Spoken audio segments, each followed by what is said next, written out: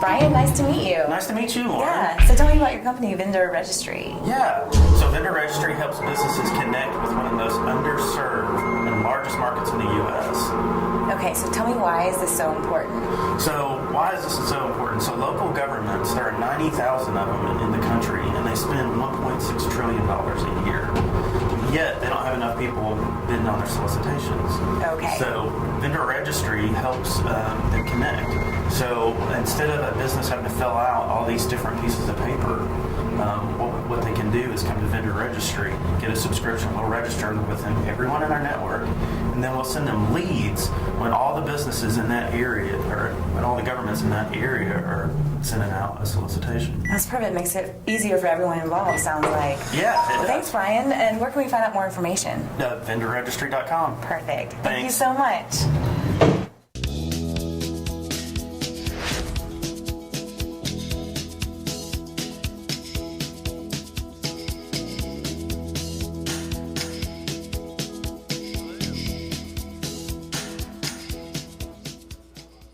Hey, how are you doing? I'm Brian Strong. What I'm going to tell you about today is just how we started Vendor Registry. So I've always been interested in technology, specifically software, because it changes people's lives and how they work.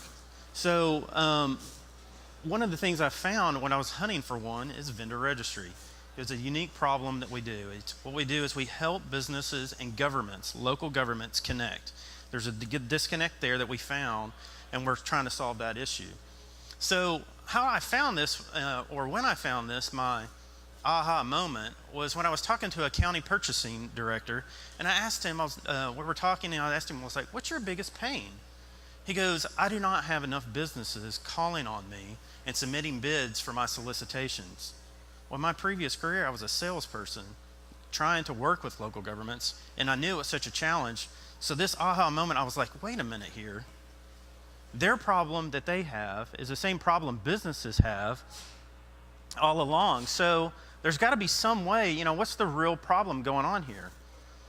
So what I found was this problem that they had and the problem that businesses had, there was one solution that actually fixed both of these problems.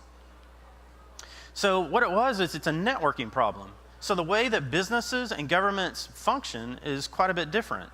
Where, governments have a lot of laws and regulations that they have to abide by, where businesses are trying to be always leaner, efficient, find those efficiencies that they can. Well, you can't do that with laws in place.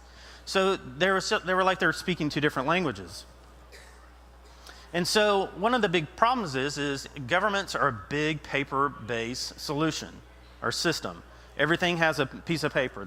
When you fill out registrations, for a business to say, hey, I want to do business with the government, it's a piece of paper. Well, if you want to do business just in East Tennessee, there are 300 governments. So that's 300 pieces of paper that a business has to keep up with. So this was a big connecting factor. So in businesses, they're always trying to gain more sales. They're looking for lead generations. They want to know where the next lead is coming from or where the next sale is coming from. They're not worried about the next piece of paper. So this is another big disconnect. So one of the things we've done is we've built an online tool. So we replace that piece of paper with an electronic version of it. So if you go to Roane County and you want to register as a vendor, you fill out, you go to their website and you land on this page and you fill out a profile. Now a government can find you and look you up and know exactly what you do instead of looking on a piece of paper. And then the other things that businesses want to know is this a market that I should really be in? So we tell them. So how many leads are for their products and services? So we can tell you that, hey, in Northeast Tennessee, I live in Johnson City, there's 36 open solicitations for the products I sell. So this is a market they need to be in. So, but there's this misconception for businesses too. So they pretend that they think that that businesses are knocking down the doors for governments to compete for their business, when in reality, a local government typically averages two responses to their solicitations. So this is an open market for these local businesses if they could. Another problem is everybody, there are businesses out there that the governments want to reach out to their local businesses. However, 40% of their database is with businesses that are outside of Tennessee. The reason is the connection problem. So they're always looking for reasons to connect with those local governments. So, how do we overcome these obstacles through vendor registry? So a lot of it is a networking issue. So we try to figure out through these online tools of the registration, the bid notifications, and letting governments have technology that they've never had. Also for businesses. So solicitations are out on the street for an average of 10 days. So businesses have to jump on those if they don't know about them. So we let them know about them. So we let them have those full 10 days to respond to those solicitations. And that's through a subscription model. And then for governments, we give them a tool, online tool. So we're taking them into the 21st century.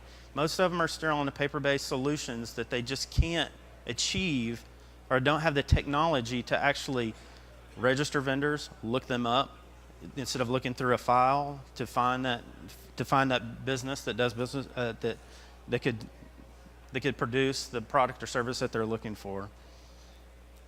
So we're helping businesses really get ahead and governments get ahead from where they've never been before. So they can actually cross that line where this is open communication, where a government wants to do business with their local vendors, and local vendors can actually do it now. So the business is really starting to grow. We're starting to add leaves to this plant. Our team we've actually put in a marketing team in place where we can actually start reaching out to the vendors quite a bit. We also want to run our business on data. So we've hired a data analyst so we can give local governments and businesses the data that they require, like knowing where their vendors are. And then also we're adding support. So the big problem a big issue that we're running into is getting governments to use technology like they've never had before. Most of them are on green screen technology. So getting them on a software as a service platform, we've got people supporting them, training them, getting them up to use these technologies that they want.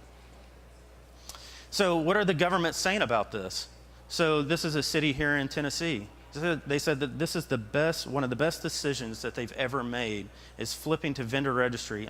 They can actually find their vendors, and they can actually send their vendors, and they're actually getting more responses to their solicitations. So what do businesses say? These are businesses that 70% or better of their business is done with local governments. And they're saying vendor registry knows more about what's going on in local governments than we do.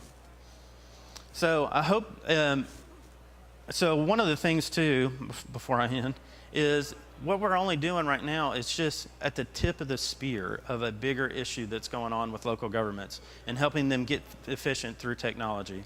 So the registrations and notifications are just the beginning of vendor registry. So if you want to learn more about us, or you can catch me afterwards or contact us, we'd love to tell you what's going on. Thanks for your time.